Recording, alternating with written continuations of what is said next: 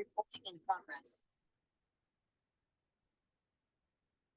Assalamualaikum warahmatullahi wabarakatuh. Saya Safia Safadanita dengan NIM 20080151995 akan membacakan outline bibliografi saya dengan judul Hubungan Dukungan Sosial dengan Psychological Wellbeing pada Dewasa Awal Korban Seksual Harassment.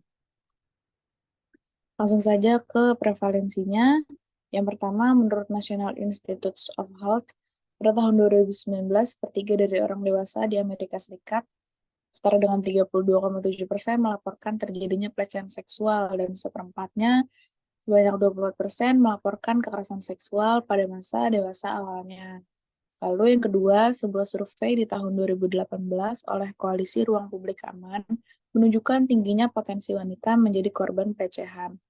Survei yang diisi oleh 62.000 responden tersebut juga mengungkapkan bahwa 46,8% di antaranya pernah menjadi korban pelecehan seksual.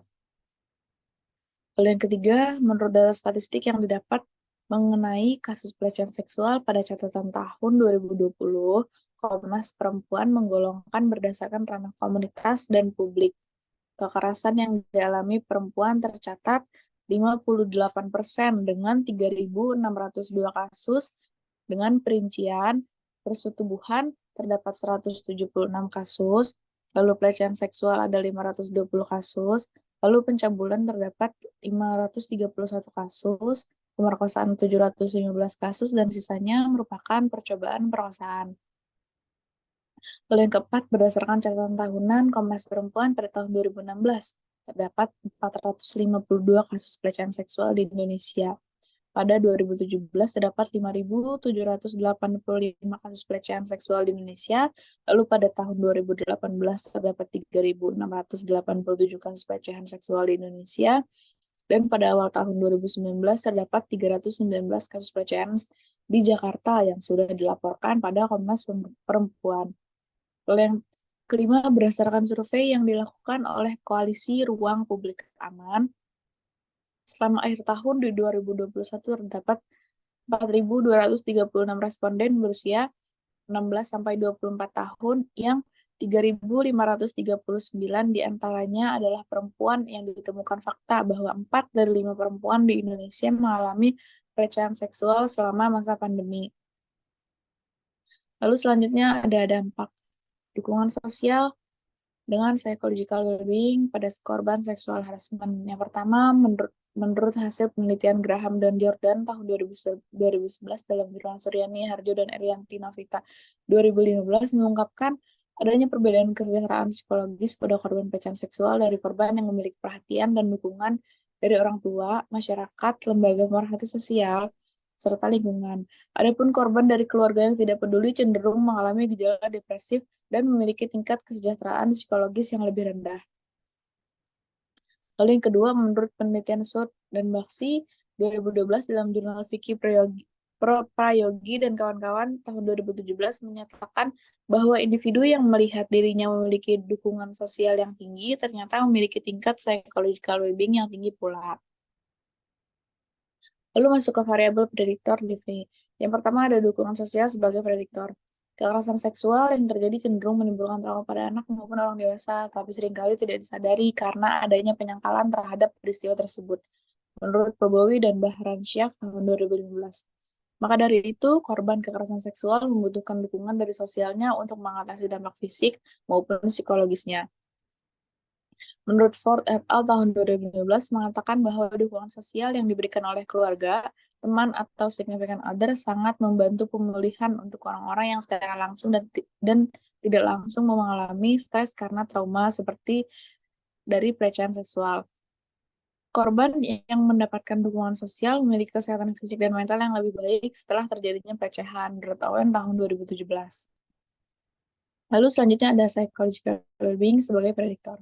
Psychological well-being menjadi variabel penting dalam membantu korban pelecehan seksual untuk membantunya bertindak lebih positif dalam menilai kehidupannya, mampu menentukan nasibnya sendiri tanpa bergantung dengan orang lain, mengontrol kondisi lingkungan sekitar, memiliki tujuan hidup yang jelas, dan mampu mengembangkan dirinya sendiri, menurut Nur Hidayah dan kawan-kawan tahun 2021. Lalu selanjutnya penelitian IVDV. Yang pertama, berdasarkan penelitian Harjo tahun 2015 menunjukkan bahwa adanya hubungan yang positif antara dukungan sosial, keluarga, dan psychological well-being. Lalu yang kedua, berdasarkan penelitian Siti Faizah pada tahun 2021, hasil uji korelasi menunjukkan variabel hubungan sosial keluarga dengan variabel psychological well-being mendapatkan hasil hubungan yang positif yang signifikan dengan nilai sig 0,000 lebih rendah dari 0,05. Berdasarkan data tersebut, dapat diartikan bahwa semakin tinggi dukungan sosial keluarga, maka semakin tinggi pula psychological well-being yang dimilikinya. Lalu, dan berdasarkan penelitian Siti Nurfaizah tersebut menyarankan untuk menambahkan atau mengganti dengan variabel lainnya yang sesuai dengan kebaruan zaman. Lalu selanjutnya ketersinggungan teori antar variabel. Yang pertama ada sexual harassment dan dukungan sosial. Menurut Winarnusu tahun 2008, pelecehan seksual adalah merupakan tindakan yang berkonotasi seksual yang dilakukan sepihak dan pemaksaan terhadap si korban. Adapun contoh tindakan seksualnya yaitu seperti berbentuk ucapan, tulisan, simbol, isyarat.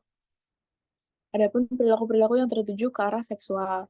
Perilaku yang mengarah ke tindakan seksual dianggap sebagai pelecehan seksual yang memiliki ciri-ciri seperti adanya pemaksaan yang dilakukan oleh pelaku, kejadian dilakukan atas dorongan pelaku, kejadian tersebut tidak diinginkan korban dan menyebabkan trauma pada korban.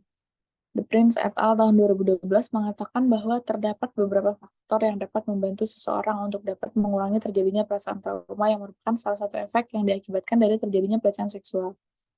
Di antaranya itu dorongan untuk melupakan seperti memaafkan atau misremembering, mekanisme kognitif, attention, attachment style, dan dukungan sosial. Menurut Hall, Tice, Beresford, Uli, dan Hall tahun 1989 dalam Testa and Downs 1992 mengungkapkan bahwa memberikan dukungan sosial kepada korban pelecehan seksual dapat membantu menurunkan derajat stres korban. Piring et al. Dalam Razak, Manaf, dan Mohat tahun 2013 juga mengungkapkan bahwa dukungan sosial yang diterima oleh korban pelecehan seksual dapat membantu korban dalam melakukan proses penyembuhan dan mengelola pengalaman trauma secara bersamaan. Lalu selanjutnya, sexual harassment dan psychological well-being. Dampak dari pelecehan seksual sangat mempengaruhi harga diri korban yang terwujud dalam sikap dan perilaku di masyarakat. Secara tidak langsung akan terbentuk citra diri yang negatif dalam diri mereka, memiliki rasa tidak berdaya, berperilaku pasif, memiliki trust isu terhadap orang lain, dan beranggapan tidak memiliki keadilan secara umum.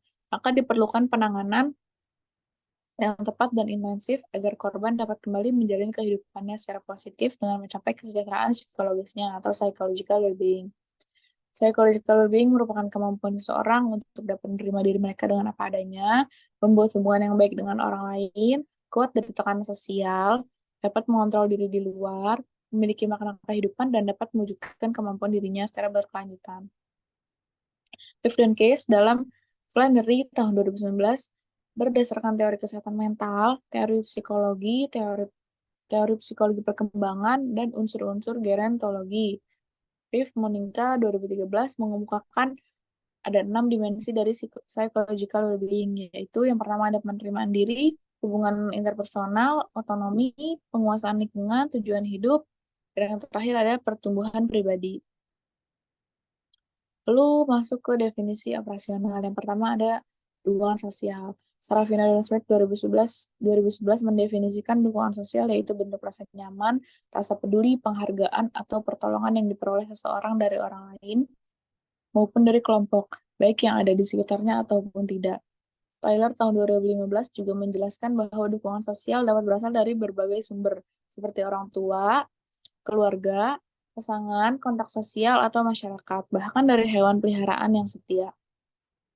Skala dukungan sosial yang digunakan disusun oleh Suratinoyo tahun 2020 berdasarkan teori Sarafino dan Smith tahun 2011 yang terdiri dari 4 dimensi, yaitu dukungan emosional yang mencakup empati dan perhatian, dukungan penghargaan yang mencakup penilaian positif dan dorongan untuk maju, lalu dukungan instrumental yang berupa bantuan langsung, dan dukungan informasi yang berupa pemberian nasihat dan petunjuk. Alat ukur yang digunakan dalam penelitian ini menggunakan two-way social support scale tahun 2011. Lalu definisi operasional selanjutnya yaitu psychological well-being.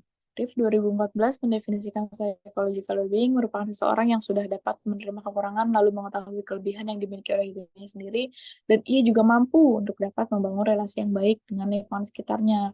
Ia juga berjiwa positif dan mengetahui serta memahami tujuan hidup yang akan ia capai dan jalani nantinya, serta mampu untuk dapat mengembangkan kemampuan-kemampuan yang dimilikinya. Skala psychological well-being yang digunakan disusun oleh Pramesti tahun 2021 berdasarkan teori RIF 2014. Terdapat 6 aspek dalam skala psychological well-being, yaitu otonomi, penguasaan lingkungan, pengembangan diri, hubungan positif dengan orang lain, tujuan dalam hidup, dan penerimaan diri. Adapun alat ukur yang digunakan dalam penelitian ini menggunakan RIF Multidimensional Psychological Well-being Scales tahun 2009. Lalu selanjutnya ada sexual harassment. Collier 1998 mendefinisikan pelecehan seksual merupakan suatu bentuk perilaku yang terjun ke seksual dan tidak diinginkan dari orang yang mendapatkan perlakuan tersebut. Pelecehan seksual dapat terjadi ataupun dialami oleh semua perempuan. Adapun Rubinstein dalam Collier 1998 mendefinisikan pelecehan seksual merupakan perilaku seksual yang tidak diinginkan atau tindakan yang didasarkan pada seks yang menyinggung penerima atau korban. Maher dan kawan-kawan 1987 menyatakan secara umum dua aspek penting dalam pelecehan seksual. Yang pertama ada aspek perilaku, lalu yang kedua ada aspek situasional. Adapun alat ukur yang digunakan dalam penelitian ini menggunakan Sexual Experiences Questionnaire atau Psychological Climate for Sexual Harassment. Lalu populasi dan sampel, populasi dalam penelitian ini adalah dewasa awal di DKI Jakarta, dan teknik pengambilan sampel dalam penelitian ini menggunakan jenis teknik purposive sampling. Sampel yang dalam penelitian ini adalah dewasa awal yang berusia 20-40 tahun. Lalu selanjutnya teknik analisanya ada korelasi, uji beda, dan regresi. Sekian pembacaan dari outline bibliografi saya. Wassalamualaikum warahmatullahi wabarakatuh.